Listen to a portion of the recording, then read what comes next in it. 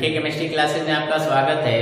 हम लोग पढ़ रहे हैं रसायन विज्ञान के महत्वपूर्ण प्रश्न, जिससे मैंने 25 महत्वपूर्ण प्रश्नों पे एक वीडियो पहले बना रखा है। आज उसी क्रम को जारी रखते हुए हम लोग अन्य 25 महत्वपूर्ण प्रश्नों को देखेंगे और इनको समझेंगे। इनसे संबंधित ट्रिक वगैरह भी हम लोग देखेंगे। काफी महत्वपूर्ण प्रश्न है ये, जो आजकल लगभग सभी कॉम्पिटिटिव एग्जाम्स में पूछे जाते हैं। तो आइए शुरू करते हैं रसायन विज्ञान के 25 महत्वपूर्ण प्रश्न। इसमें सबसे पहला प्रश्न लिखा हुआ है कि सोडियम धातु का संग्रह किस पदार्थ में डुबोकर किया जाता है। एक्चुअल में जो सोडियम धातु होती है काफी क्रियाशील होती है। नमी की उपस्थिति में वो क्रिया कर और सोडियम हाइड्रोक्साइड का निर्माण कर देती है, अर्थात वो धातु खराब हो जाती है। तो इसलिए नमी से इसकी क्रिया न हो, क्योंकि हवा में रखेंगे, खुले में रखेंगे तो हवा में नमी है, तो ये नमी से क्रिया करके खराब हो जाता है। इसकी वजह से इसको केरोसिन में डुबो के रखा जाता है। किसमें? केरोसिन जो ऑयल होता है, जिसको हम मिट्टी का तेल भी बोलते हैं, उस केरोसिन ऑयल में इसको डुबो के रखा जाता है। समझ बात आ रही? यही नहीं, इसकी जो नमी से क्रिया होती है काफी विस्फोटक क्रिया होती है, इसकी वजह से भी इसको केरोसिन में, खुले में इसको नहीं रखा जाता है, इसको केरोसिन ऑयल में डुबो के रखते हैं, क्योंकि केरोसिन ऑयल इसके लिए अक्रिय पदार्थ की तरह कार्य करता है। आई होप आपको प्रश्न समझ में आ गया होगा। दूसरा है प्लास्टर ऑफ पेरिस में कौन सी धातु पाई जाती है। प्लास्टर ऑफ पेरिस का सूत्र होता है CaSO4 × 12H2। इसमें कौन सी धातु दिख रही है? कैल्शियम धातु। तो प्लास्टर ऑफ पेरिस में कैल्शियम धातु होती है, इसका आंसर कैल्शियम हो जाएगा। इसके बाद लिखा है सबसे हल्की और सबसे भारी धातु का नाम बताइए। तो सबसे हल्की जो धातु होती है उसका नाम होता है लिथियम। कौन सी धातु है? लिथियम। और सबसे भारी धातु पूछ रहा है, तो सबसे भारी धातु का नाम होता है ऑस्मियम।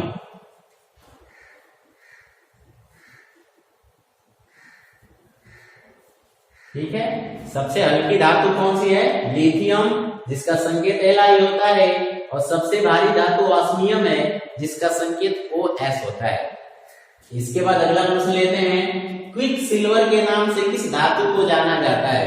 तो यहाँ पे देखिए लिखा हो सिल्वर, तो इसका आंसर सिल्वर नहीं होता है, इसलिए परीक्षा में इस तरह के प्रश्न गलत हो जाते हैं। यहाँ पे आगे एक शब्द दे रखा है क्विक सिल्वर, तो क्विक सिल्वर के रूप में पारा का यूज होता है। किसका यूज होता है? Hg का, पारा का।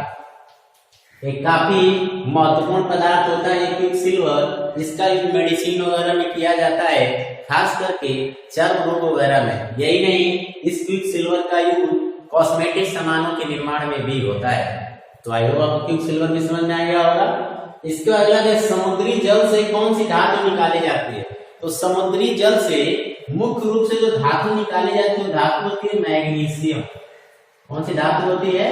मैग्नीशियम। ये प्रश्न पूछता है तो बहुत से लोग सोडियम को बताते हैं, क्योंकि उसमें NaCl नमक होता है, लेकिन समुद्री जल से जब धातु पूछे कि कौन सी धातु मुख्य रूप से निकाली जाती है, तो आप मैग्नीशियम को बताएंगे। अगला प्रश्न लेते हैं, रबड़ को वल्कनित करने के लिए किस तत्व का प्रयोग किया जाता है। वल्कनित करने का मतलब होता है उसमें हार्डनेस लाना, रबड़ को कठोर बनाना। तो रबड़ को कठोर बनाने की क्रिया को कहते हैं रबड़ का वल्कनीकरण।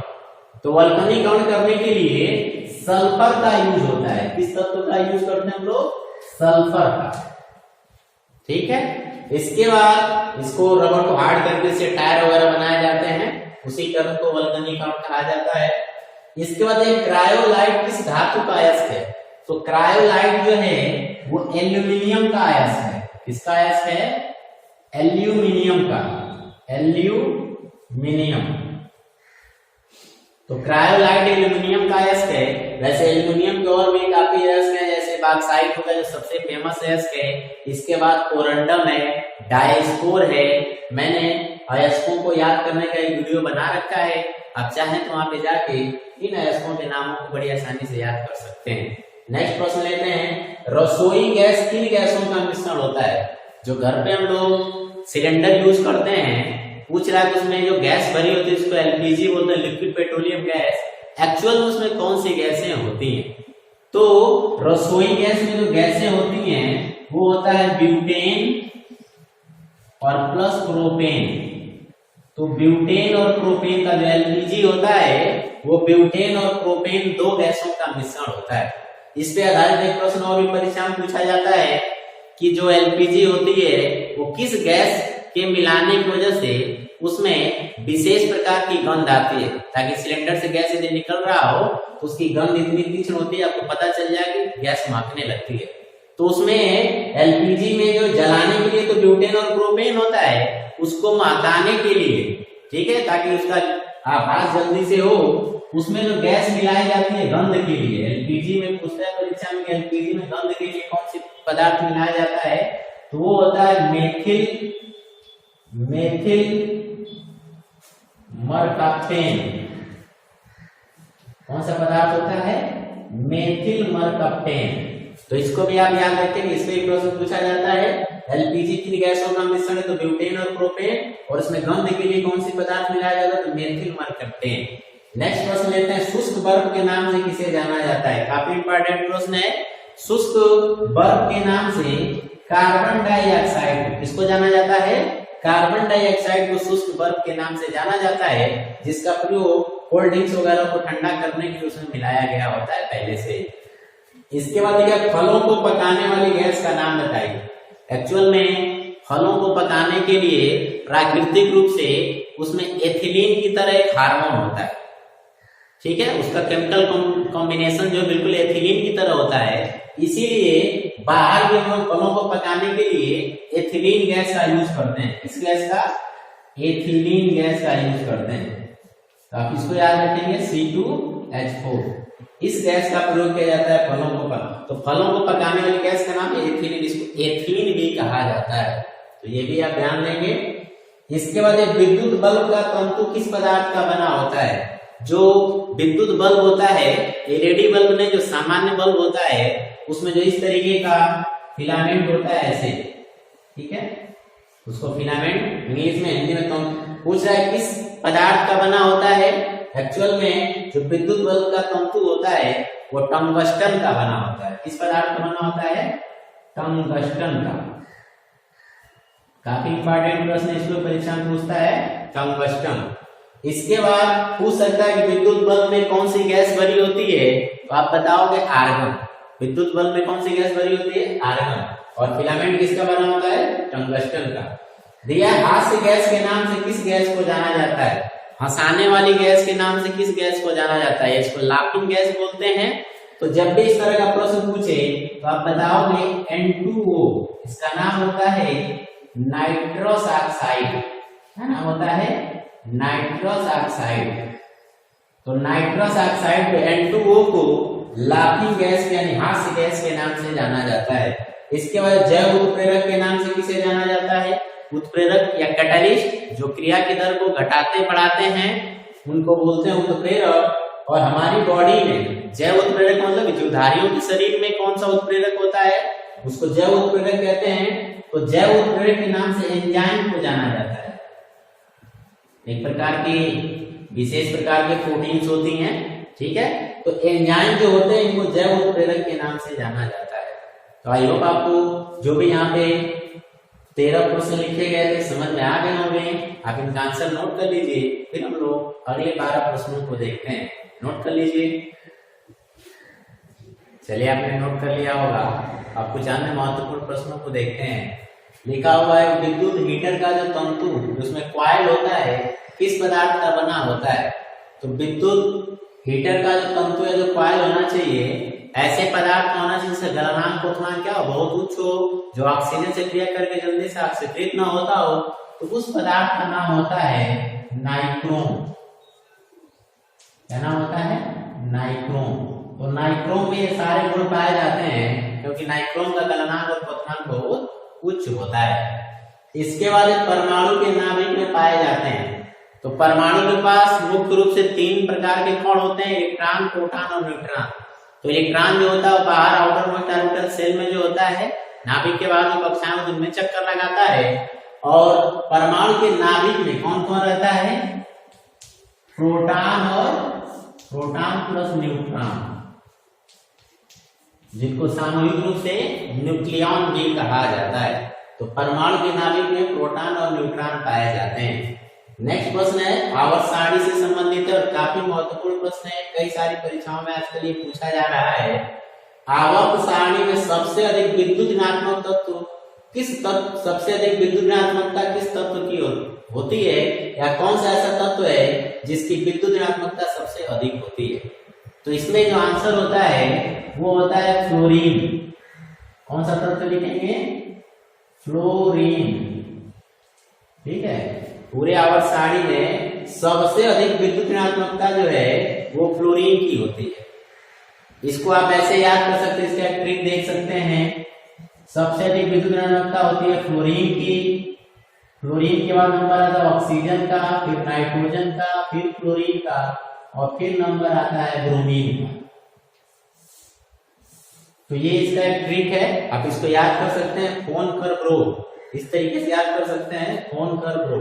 ठीक है, और इससे बड़ी आसानी से आप इसको याद कर सकते हैं। पूछे सबसे अधिक विद्युत ऋणात्मकता किसकी है पूरे पीरियोडिक टेबल में, तो फ्लोरीन की। उसके बाद सेकंड हाईएस्ट किसकी है, तो ऑक्सीजन की।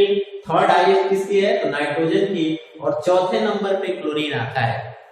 तो होता है क्या, परीक्षा में पूछता है कि फ्लोरीन के बाद सबसे अधिक विद्युत ऋणात्मकता किसकी है, तो बच्चे क्लोरीन को सही करते हैं, नहीं, फ्लोरीन के बाद किसका है, ऑक्सीजन का। इस ट्रिक से आप इसको याद कर सकते हैं।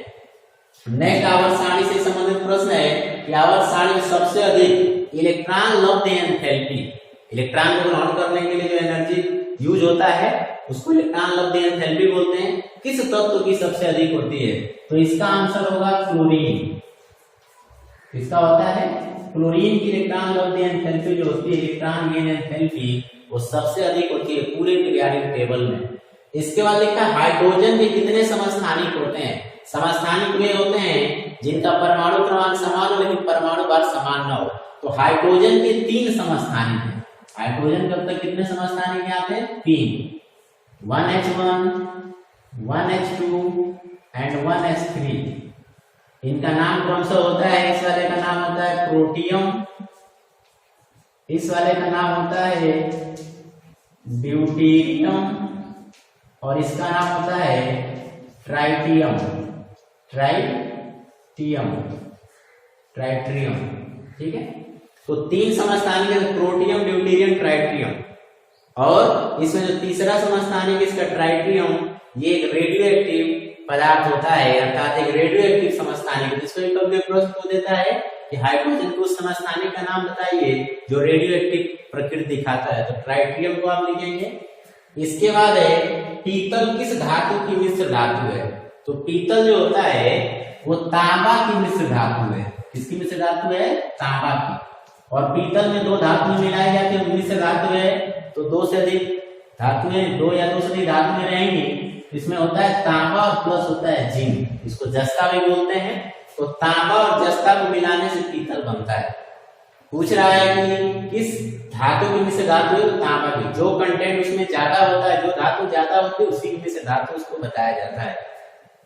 जंग लगने के लिए अनिवार्य घटक क्या होता है, लोहे पे जंग लगने के लिए जो अनिवार्य घटक होता है वो होता है नमी और प्लस ऑक्सीजन। तो अब इसको भी याद रखेंगे, जंग लगने के लिए 2 चीजों का होना मस्ट है, नमी का और ऑक्सीजन का। प्रकृति में कौन सा तत्व सबसे अधिक मात्रा में उपलब्ध है, जब इस तरह का पूछे प्रकृति में कौन सा तत्व सबसे अधिक मात्रा में उपलब्ध है, तो आपका आंसर होगा ऑक्सीजन। ठीक है, ऑक्सीजन लगभग 49%। ज्यादातर बच्चे इसका बताते हैं कि पूछता है प्रकृति में सबसे अधिक कौन सा तत्व है, तो बताते हैं नाइट्रोजन। नाइट्रोजन वायुमंडल में सबसे अधिक है 78%, लेकिन प्रकृति में जल मंडल, स्थल मंडल, वायुमंडल सारा मिला के पूछ रहा है, तो आप बताएंगे ऑक्सीजन को। लगभग कितना परसेंट, 49%। इसके बाद जो दूसरा सबसे अधिक तत्व पाया जाता है वो है सिलिकॉन, ये लगभग 28% के आसपास होता है। यदि आपसे पूछते कि प्रकृति में कौन सी धातु सबसे अधिक मात्रा में पाई जाती है, तो आप एल्युमिनियम को बताओगे, लगभग 8% के आसपास पाया जाता है। आप इन प्रश्नों को भी ध्यान में रखेंगे। इसके बाद लिग्नाइट और बिटुमिनस किसके प्रकार है, तो जो लिग्नाइट और बिटुमिनस हैं ये कोयला के प्रकार है। किसके प्रकार है, कोयला के। वैसे कोयले का एक सबसे फेमस प्रकार होता है एंथ्रासाइट। पूछे कि सबसे अच्छी क्वालिटी का कोयला किसे कहा जाता है, तो आप एंथ्रासाइट को बताएंगे। और बाकी इसके बाद लिग्नाइट है और उसके बाद बिटुमिनस है। तो एंथ्रासाइट, लिग्नाइट, बिटुमिनस ये सब कोयले के प्रकार हैं। इसके बाद ये गोबर गैस में कौन सी गैस मुख्य रूप से होती है? तो गोबर गैस जिसमें मुख्य रूप से मेथेन होता है। कौन सी गैस होती है? Methane, CH4। तो गोबर गैस में मेथेन होती है जिसको जला के और ईंधन के रूप में इसको यूज भी किया जाता है, भोजन वगैरह बनाया जाता है। तो उस गैस में मेथेन मुख्य रूप से पाई जाती है, इसी को जलाया जाता है। वह पदार्थ जो इलेक्ट्रॉन त्यागता है जिसका ऑक्सीकरण होता है क्या कहलाता है? तो जो पदार्थ इलेक्ट्रॉन त्यागता है या जिसका ऑक्सीकरण, जो इलेक्ट्रॉन त्यागता है उसका ऑक्सीकरण होता है। तो जिस पदार्थ का इलेक्ट्रॉन त्यागता है, जो पदार्थ उसका ऑक्सीकरण होता है, ऐसे पदार्थ हम बोलते हैं अपचायक। क्या बोलते हैं? अपचायक। ठीक है। और इनके द्वारा त्यागे गए इलेक्ट्रॉन को जो ग्रहण करता है उसको बोलते हैं ऑक्सीकारक। प्राय धातुएं जो होती हैं, इलेक्ट्रॉन त्यागती हैं, इसलिए धातुएं प्राय अपचायक की तरह कार्य करती हैं। और जो अधातुएं होती हैं इलेक्ट्रॉन ग्रहण करती हैं, इसलिए वो ऑक्सीकारक की भांति काम आती हैं। अब इसको भी ध्यान रखेंगे, धातुएं अपचायक के रूप में, अधातुएं ऑक्सीकारक के रूप में। इसके बाद जर्मन सिल्वर किस धातु का मिश्र धातु है? तो याद रखेंगे, लिखा है सिल्वर। क्या लिखा है? सिल्वर। तो ऑप्शन में दिया रहता है सिल्वर, तांबा, सोना, चांदी, ऐसे करके। तो जिसको नहीं आ रहा होता है, इसके बारे में जो नहीं पढ़ा होता है, वो तुरंत कर देगा कि सिल्वर इसमें तो सिल्वर का ही होगा। लेकिन ये जो जर्मन सिल्वर है, सिल्वर की मिश्र धातु नहीं है, ये भी तांबा की ही मिश्र धातु है। तो आप इसको भी याद रखेंगे कि जर्मन सिल्वर तांबा की मिश्र धातु है, न कि सिल्वर की मिश्र धातु है। इसमें मुख्य रूप से 3 तत्व होते हैं, निकिल, तांबा, ठीक है, और जिंक। ये 3 धातु मिलती हैं तो जर्मन सिल्वर का निर्माण होता है। देखिए इसमें कहीं भी आपको सिल्वर दिख रहा है, एक्चुअल में ये सिल्वर इसमें कहीं है नहीं, सिल्वर की मिश्रण है, तांबा की मिश्र धातु है। तो आई होप आपको ये 25 महत्वपूर्ण प्रश्नों की जो सीरीज है काफी अच्छा लगा होगा। मिलते हैं अगली वीडियो में, तब तक के लिए धन्यवाद।